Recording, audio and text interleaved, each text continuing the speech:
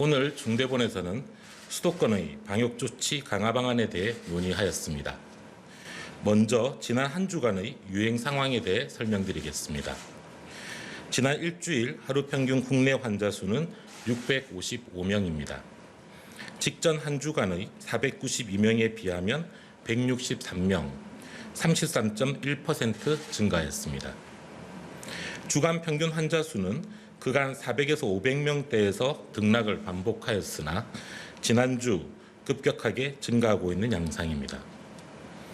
이 중 수도권의 환자가 531명으로 지난주보다 46.2% 증가하였으며 전체 국내 환자의 81%를 차지하고 있습니다. 수도권 이외의 지역에서는 전주와 유사한 양상으로 특별한 유행 증가가 나타나고 있지는 않습니다.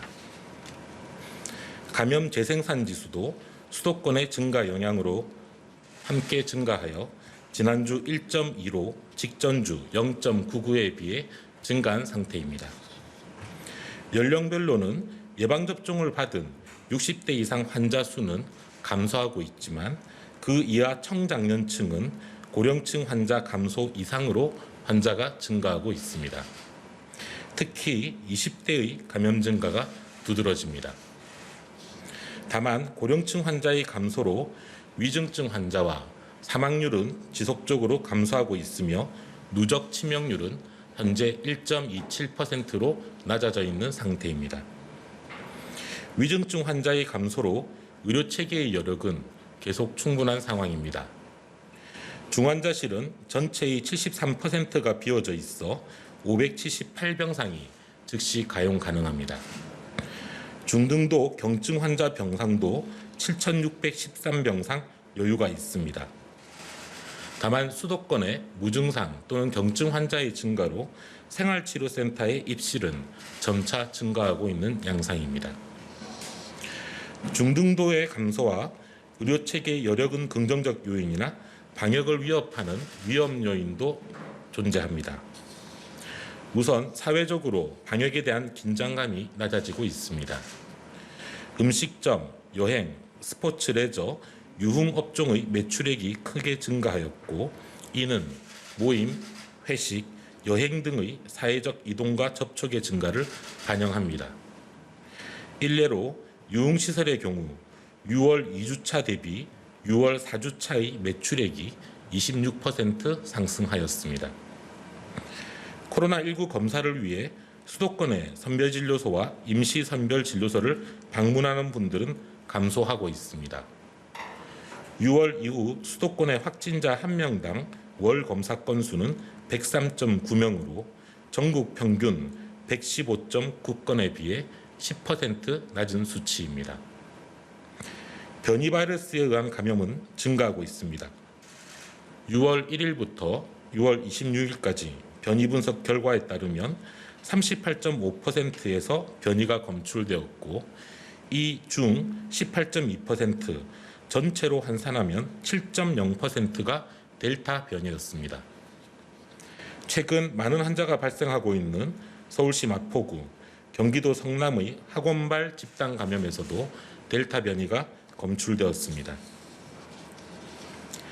역학조사는 수도권이 더 미흡하여 상대적으로 더 좁은 방역망이 펼쳐지고 있습니다. 6월 확진자 1명당 접촉자 분류 건수는 서울이 7.9명, 경기가 9.1명으로 전국 10.9명보다 낮은 상태입니다. 방역망이 좁을수록 숨은 감염자를 놓치고 이로 인해 지역사회 전파가 늘어날 수 있습니다. 정부와 수도권 지자체들은 수도권의 코로나19 확산을 억제하기 위한 방역조치 강화 방안을 오늘 중대본에서 논의하였습니다. 우선 정부와 지자체가 합심하여 수도권에 대한 집중적인 방역 점검을 실시할 예정입니다. 7월 1일부터 학원, 음식점, 체육시설, 종교시설 등 7종의 다중이용시설에 대하여 정부 합동 점검단이 운영되고 그 외에 부처별로 소관시설에 대한 특별 방역 점검을 실시할 예정입니다. 방역수칙 위반이 적발되는 경우 무관용 원칙에 따라 과태료, 집합금지 등의 행정조치가 취해질 것입니다.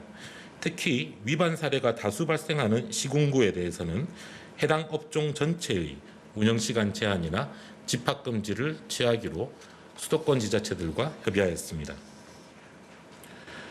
또한 수도권의 공원, 강변 등에서는 22시 이후 음주를 금지하도록 지자체의 행정명령이 발동될 예정이며 예방접종 여부와 관계없이 실외에서도 마스크를 착용하는 것을 원칙으로 하고 이를 홍보할 예정입니다.